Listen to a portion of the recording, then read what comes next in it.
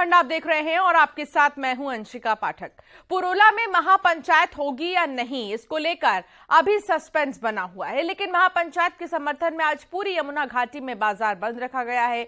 यमुना घाटी में पुरोला समेत बड़कोट और नौगांव जैसे बड़े मार्केट्स भी बंद हैं। इसमें बता दें कि व्यापारियों के 22 संगठन हैं जो आज के बंद को अपना समर्थन दे रहे हैं।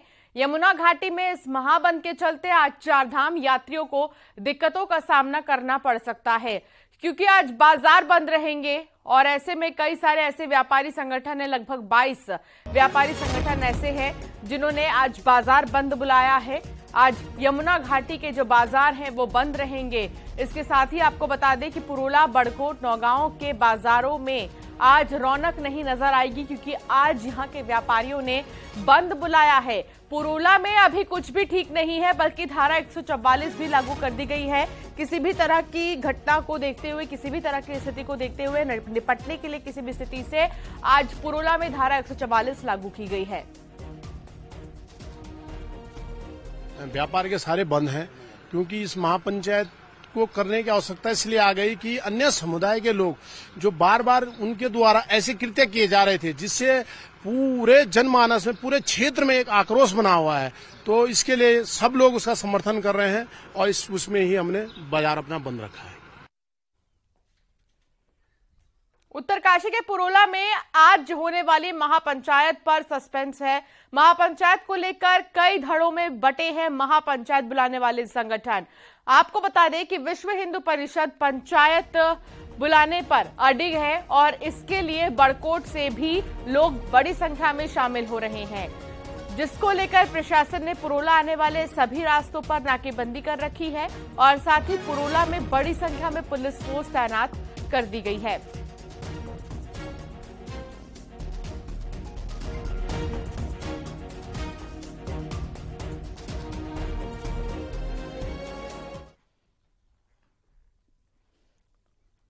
पुरोला में पुलिस सड़कों पर लगातार गश्त कर रही है।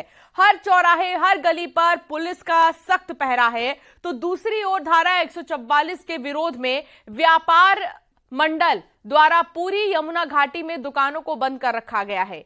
तो ये तस्वीर आपको दिखा रहे हैं, जहां 300 पुलिस के जो जवान हैं उनको तैनात किया गया है और आज पूरे शहर की ड्रोन से निगरानी होगी। कानून तोड़ने पर सख्त कार्रवाई होगी, कानून के खिलाफ जाने वालों पर कानूनी कार्रवाई होगी। बाहर से आने वाले हर शख्स की चेकिंग हो रही है। नगून और डामटा चेकपोस्ट पर खास तौर पर चेकिंग हो रही है। पुरोला में चप्पे चप्पे पर पुलिस बल तैनात है और आज पूरे शहर में सुरक्षा कर्मी मौजूद रहेंगे।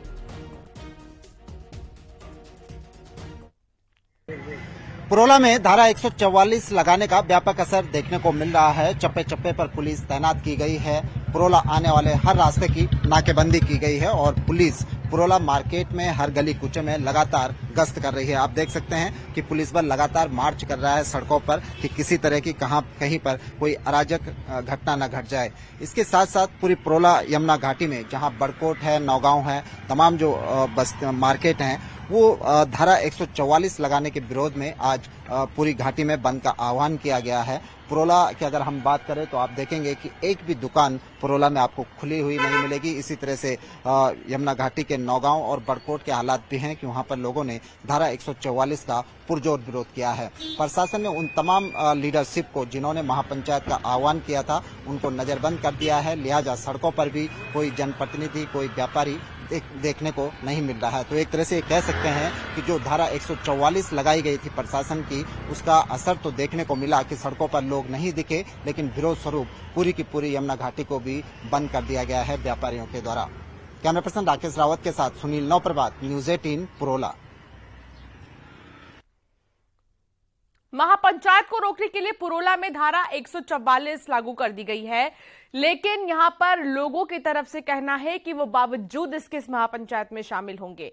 पुरोला नगर पंचायत अध्यक्ष हरिमोहन सिंह नेगी का कहना है कि प्रशासन लोगों को डराने का काम कर रहा है।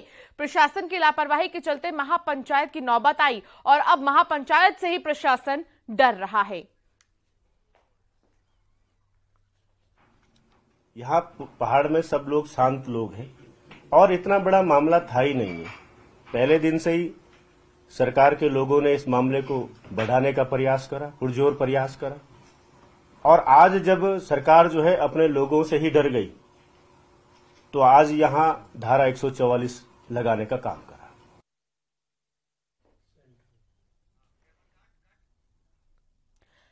बलबीर परमार हमारे संवाददाता हमारे साथ जुड़ गए हैं। बलबीर, आज पुरोला में बाजार बंद होने के साथ ही महापंचायत है।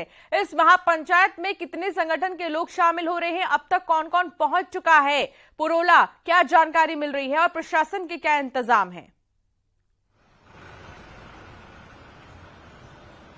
बिल्कुल, जो पुरोला है, पुरोला में धारा 144 लागू है और जो महापंचायत की बात चल रही है उस पे मीटिंग गुप्त तरीके से की जा रही है। और जो अभी सूचना है कि बड़कोट से एक बड़ी खेप पुरोला के लिए रवाना हुए, तो बड़ी संख्या में उसमें महापंचायत के लिए शामिल होने के लिए लोग रवाना हुए हैं। और आप देख सकते हो ये पुरोला बाजार है और पुरोला बाजार में किस तरह के हालात है। पुरोला बाजार में पूरी तरह से बंद है और चप्पे चप्पे पे पुलिस की व्यवस्था बनाई गई है, गश्त बढ़ाई गई है, लगातार पुलिस गश्त कर रही है। और जरूरी जो चीजें होती है, दुकानें, मेडिकल की दुकानें, ये सब पहली बार ऐसा हुआ है कि ये सारी दुकानें बंद है और लोग आक्रोश जता रहे हैं क्योंकि धारा 144 पुरोला में पहली बार लगाई गई है और जिस मुद्दे के कारण लगाई है उसको लेके आक्रोश है। और वही आक्रोश को दिखाने के लिए सुबह से ही जो दुकानें हैं बंद है, पूरा यमुना घाटी बंद है। और कह सकते हैं कि जिस तरह से घटनाएं लगातार सामने आई उसके बाद जो स्थानीय लोग हैं, जो पूरा यमुना घाटी है, जनपद उत्तरकाशी है, उसमें आक्रोश है, जिसी का नतीजा है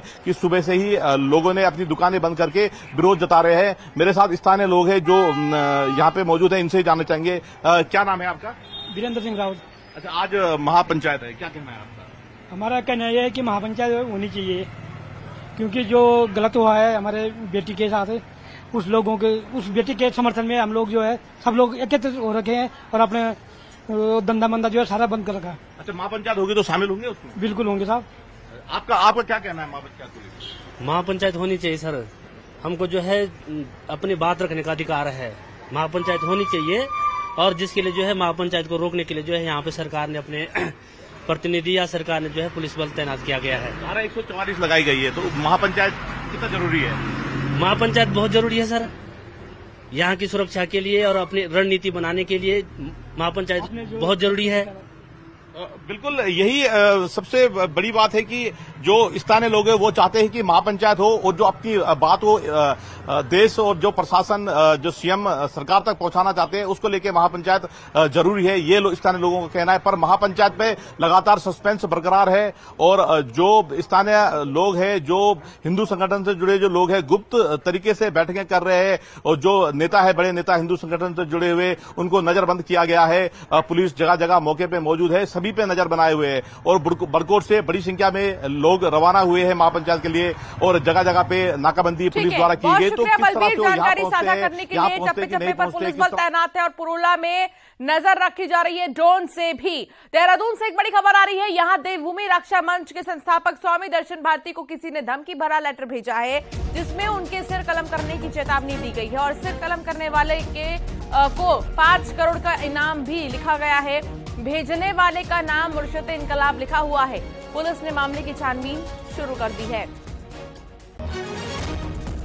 सतेंद्र बर्तवाल हमारे संवाददाता हमारे साथ जुड़ गए हैं। सतेंद्र, क्या जानकारी मिल रही है? सिर कलम करने की धमकी दी गई है संस्थापक को देवभूमि रक्षा मंच के। अब इस पूरे मामले में क्या एक्शन लिया गया है और क्या जानकारी है आपके पास?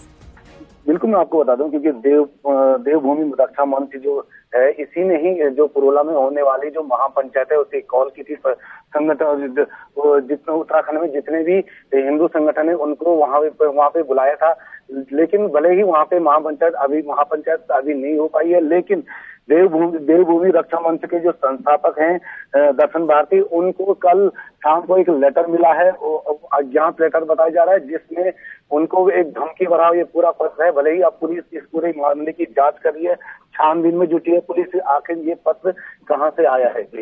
बहुत शुक्रिया जानकारी साझा करने के लिए सतेंद्र। उत्तरकाशी के पुरोला में आज होने वाली महापंचायत को रोकने के लिए नैनीताल हाईकोर्ट में याचिका दी गई है। कोर्ट ने बुधवार को तत्काल सुनवाई से इनकार कर दिया। Association for protection of civil rights की याचिका को वकील शाहरुख आलम ने कल दोपहर बाद हाईकोर्ट में याचिका दी और तत्काल लिस्टिंग की मांग की थी, लेकिन हाईकोर्ट ने तत्काल सुनवाई से इनकार कर दिया। वहीं आज नैनीताल हाईकोर्ट मामले में सुनवाई कर सकती है।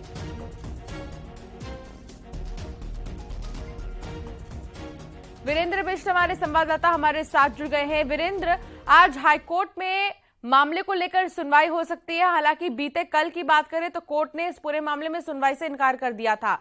क्या उम्मीदें हैं आज? देखिए, कल पूरा मामला महापंचायत को रोकने के लिए हाईकोर्ट में आया था और हाईकोर्ट ने साफ तौर पर यह कहा था कि आप पहले रिट पिटीशन फाइल करें, उसके बाद कोई सुनवाई का मौका मिल सकता है। लेकिन आज जो है दिल्ली से कुछ वकीलों ने मेंशन किया है और ये कहा है कि जो उनकी रिट पिटीशन है वो हाईकोर्ट में दाखिल हो गई है। हालांकि स्टेट को भी इसके नोटिस दे दिए गए हैं, तो अभी आज कुछ मामले पर सुनवाई हो सकती है, क्योंकि जिस तरह से उत्तरकाशी में माहौल बना हुआ है, उसके बाद ये लोग सुप्रीम कोर्ट की शरण ली थी और सुप्रीम कोर्ट ने हाईकोर्ट वापस भेज दिया गया था। तो आज हाईकोर्ट में मामला लगा है और महापंचायत को तत्काल रोकने की मांग पूरी याचिका में की है। तो हो सकता है कि दोपहर बाद कभी भी इस मामले पर सुनवाई हो सकती है और कोई बड़ा निर्णय आज हाईकोर्ट से आ सकता है। अंशिका, बहुत शुक्रिया वीरेंद्र जानकारी साझा करने के लिए।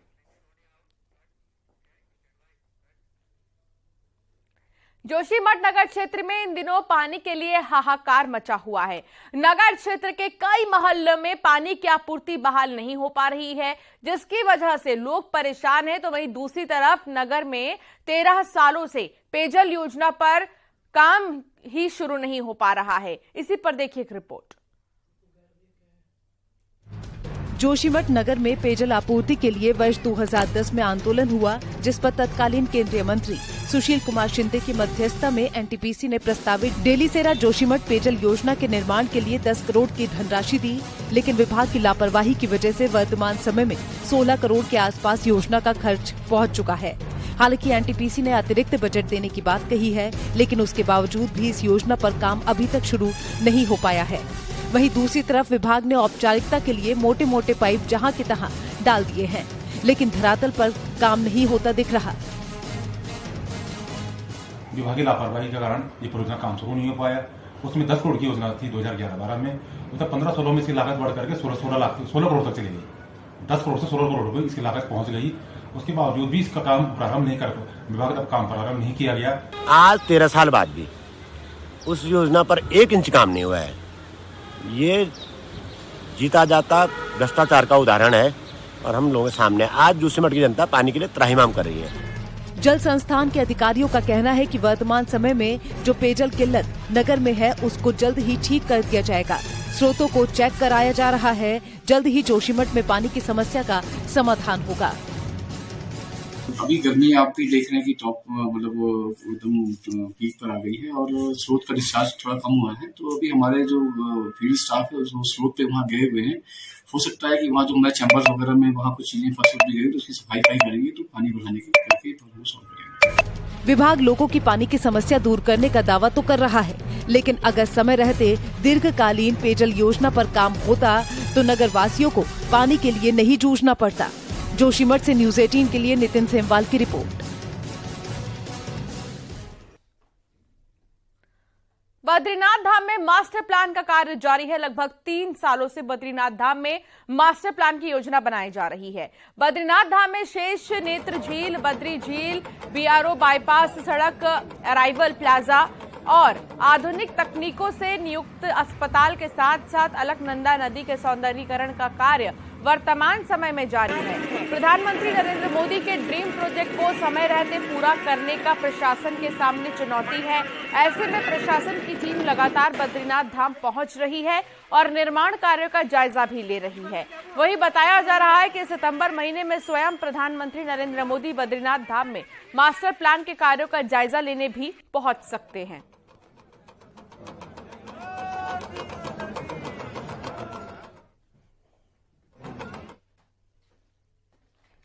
बागेश्वर के काफलीगैर क्षेत्र में कभड़ा गांव के नाले में 3 दिन पहले लापता एक ग्रामीण का संदिग्ध हालत में शव मिलने से इलाके में हड़कंप है।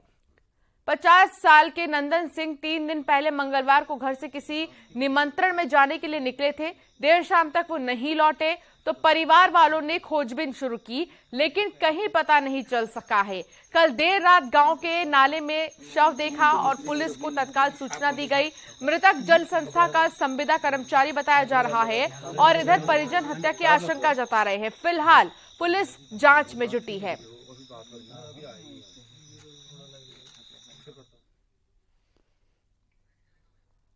बागेश्वर की खड़िया खदानों से खनन क्षेत्रों के आसपास क्षतिपूर्ति और पर्यावरण को हुए नुकसान की भरपाई के लिए खनिज फाउंडेशन न्यास का गठन हुआ, लेकिन खनिज फाउंडेशन न्यास में जमा पैसा खनन प्रभावित क्षेत्रों में कम और दूसरे कार्यों में ज्यादा लगाया जा रहा है।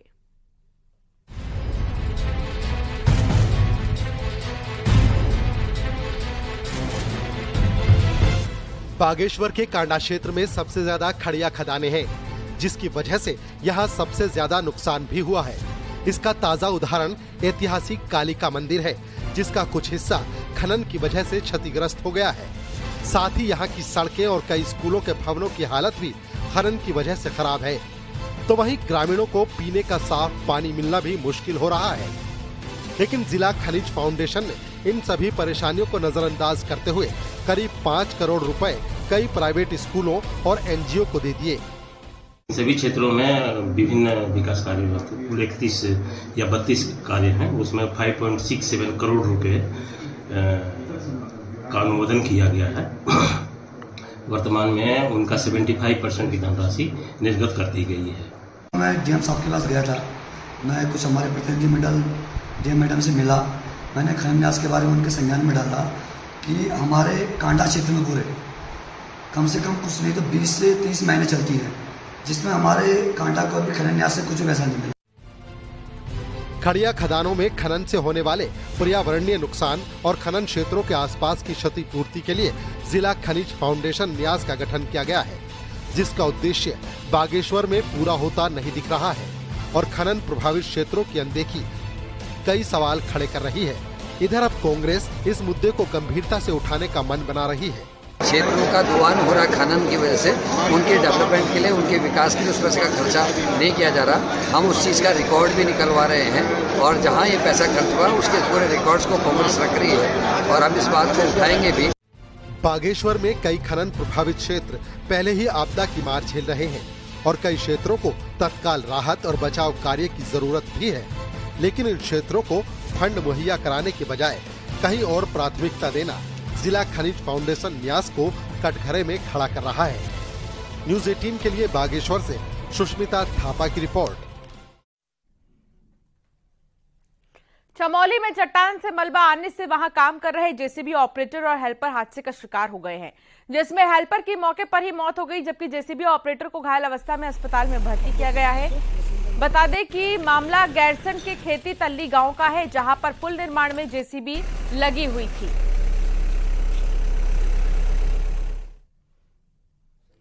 काशीपुर में स्कूटी सवार युवक द्वारा एक पेट्रोल पंप पर पेट्रोल भरवाने के दौरान सेल्समैन से मारपीट का मामला सामने आया है और ये घटना 11 जून के रात की है। मारपीट की घटना पेट्रोल पंप पर लगे सीसीटीवी कैमरे में कैद हो गई है। दूसरी तरफ पुलिस को भी इस पूरे मामले में जानकारी मिली है। पुलिस ने जल्द आरोपी की गिरफ्तारी का आश्वासन किया है।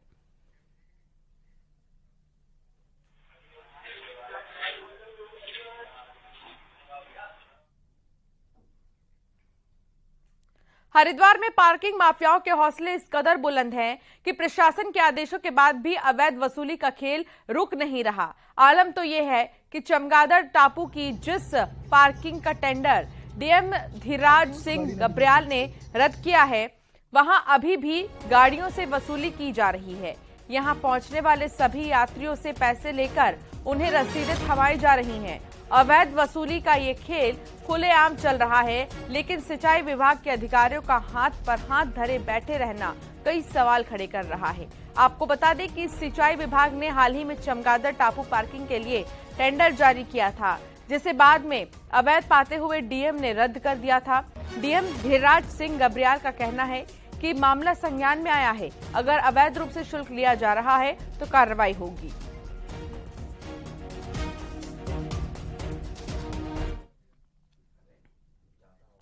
राज्य मानव वन्य जीव संघर्ष रोकने के लिए दाखिल याचिका पर नैनीताल हाईकोर्ट ने सरकार को फटकार लगाई है। और मामले में उचित कदम उठाने के निर्देश दिए हैं। प्रमुख सचिव ने वन आर.के. सुधांशु कोर्ट में पेश हुए और शपथ पत्र पेश किया, लेकिन चीफ जस्टिस कोर्ट इस शपथ पत्र से संतुष्ट नहीं हुए। कोर्ट ने सरकार को आदेश दिया है कि जो भी इन संघर्ष के शिकार हुए हैं उनको योग्यता के अनुसार मुआवजा दिया जाए।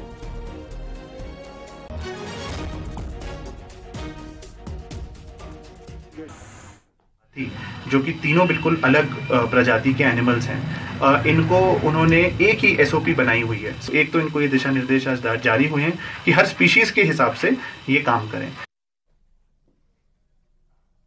टिहरी के चंबा मसूरी पलपट्टी क्षेत्र में पानी इन दिनों परेशानी का सबब बना हुआ है। ग्रामीण 2 से 3 किलोमीटर दूर पानी के लिए मजबूर हैं, लेकिन जल संस्था द्वारा इस ओर ध्यान नहीं दिया जा रहा।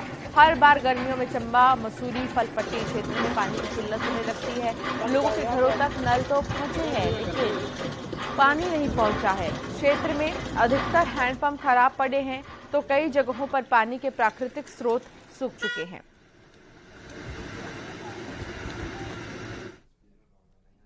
और यहां वक्त तो चला एक ब्रेक का, खबरों का सिलसिला जारी है।